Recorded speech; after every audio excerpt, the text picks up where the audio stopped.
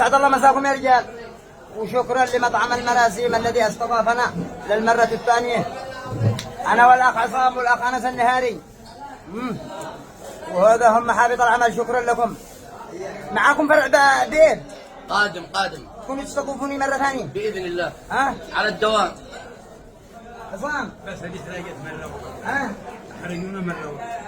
شوف هو قضية مش حرجونا، هذه السفرة من جمهورنا يا محبوط العمل.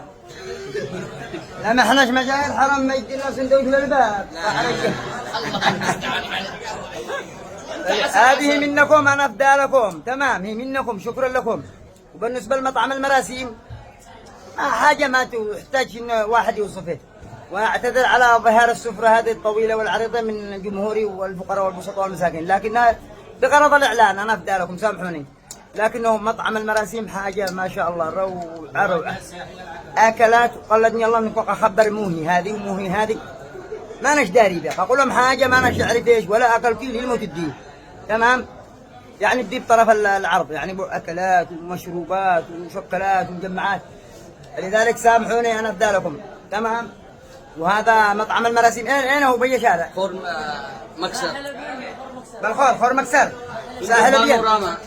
ساحل أبيض أمام أو جوار فندق بانوراما على ضفاف الساحل الأبيض. جوار فندق بانوراما على الساحل مطل، يعني حتى جوار المطار، حتى انك تاكل والساحل على يمينك من المطار الى المطعم. والي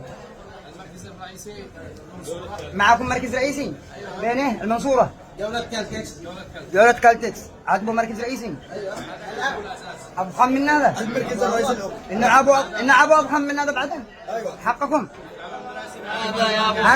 أنا مكتفي بهذا، خلوني بسكو بس. هذا الابن باقي الأب. هيا قال لكم هذا للابن، هذا للابن، صاركم دي يقول هذا الابن كيف الأم.